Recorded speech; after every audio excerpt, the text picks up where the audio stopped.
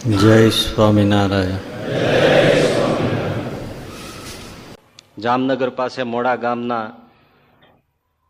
પૂર્વાશ્રમનું ગામ સચ્ચિદાનંદ સ્વામીનું, દાજીભાઈ નામ, ઘેર હતા ત્યારે મહારાજ પહેલી વાર ત્યાં મોડા પધાર્યા અને આ દાજીભાઈ મહારાજની મૂર્તિનું દર્શન કર્યું.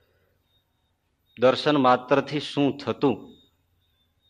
ચિત્તવૃત્તિ જોડાઈ ગઈ. મહારાજ તો બીજે દિવસે ચાલ્યા પણ પાછળ પાછળ દોડે. ઘરના બધા પકડી રાખે પણ હાથ ના રે. સમજાવી કરીને ઘરમાં લાવીને પૂરી રાખ્યા.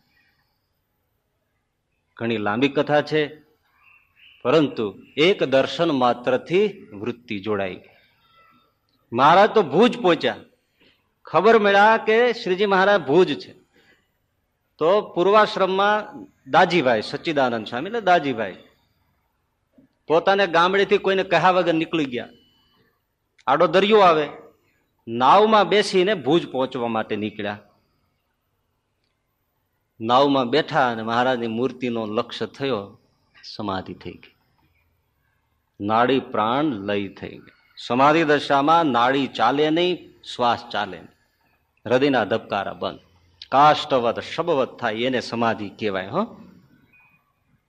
નાડી મળે નહીં, હૃદય ધડકે નહીં, શ્વાસ ચાલે નહીં, શબ જેવું શબ જ થઈ જાય. અને છતાં એ શબ ન હોય, એ સમાધિ છે. નહીં તો બધા ગુજરી ગયા, એ બધા સમાધિ વાળા કહેવાય. પણ ઉપર દ્રષ્ટિએ એક જ લાગે. એટલે બધા જે નાવમાં સવાર થઈને બેઠેલા એમણે જોયું કે આ છોકરો મરી ગયો.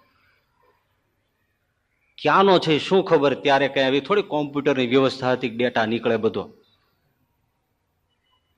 એટલે વિચાર કર્યો, એ કાંઠે નાવ ઉતર્યું, લાકડા લાવીને છોકરાનો અગ્નિ સંસ્કાર માટે પધરાવી દીધો. આ તો સમાધિસ્થ હતા. ચિત્તા ઉપર ગોઠવા અને અગ્નિ લગાડવાની જ્યાં તૈયારી કરે ત્યાં જ દિવ્ય રૂપે ભગવાન સ્વામિનારાયણ પ્રગટ થયા. આ સચ્ચિદાનંદને થપાટ મારીને બેઠો કર્યો, ઉઠ. જાગી ગયા, સમાધિ ઉતરી. અરે મહારાજ, તમે આ રસ્તે સીધો ચાલ્યો જા, અમે ત્યાં બેઠા છીએ. આ સળગાવા વાળા હતા એ જોઈ રહ્યા. એને દિવ્ય રૂપનું કઈ દર્શન થયું જ નહીં. આ છોકરો અચાનક આગ લગાડવાનું થયું અને બેઠો થઈ ગયો. એમાં અમુક જણા કે એ તો છે ને મૂર્છિત થઈ ગયો છે, ઉતરી ગયો. પણ સમાધિ દશા, ચિત્તવૃત્તિ સંકેલાઈ જાય એટલે સમાધિ. નૃસિંહાનંદ સ્વામીને મહારાજ કે ભણો, ભાગવત ભણો. હવે આજ્ઞા કરી એટલે શું કરે? શિયાળાનો આવો સમય, ઠંડી એ વખતે તો બહુ પડતી ને. હવે તો બધી ઠંડી મોડી પડી ગઈ. આટલી પડે છે તોય લોકો રાઈડ નાખે છે. આ તે કઈ ઠંડી કહેવાય? પેલા હું અમારા જમાનામાં ઠંડી પડતી. હા, શું દાંત કાઢો. આમ હવારે ગા દોઈએ ને, ગાય દોવા જઈએ ને તો સીધી કુલ્ફી નીકળતી. એવી ઠંડીઓ પડતી. હવે તો ક્યાં એવી ઠંડી પડે છે? સગડી કરેલી, તાપણું કરેલું, અને સ્વામી આમ ભાગવતનો વાંચન કરે. વાંચતા વાંચતા મૂર્તિમાં વૃત્તિનો લક્ષ્ય થઈ ગયો. નાડી પ્રાણ સંકેલાઈ ગયા. ભાગવતની પોથી અગ્નિમાં પડી ગઈ. આમને તો કઈ ખ્યાલ જ નહોતો. સમાધિ ઉતરીને જોયું, રડ્યા. અરે રે, હવે મહારાજનો ઠપકો મળે.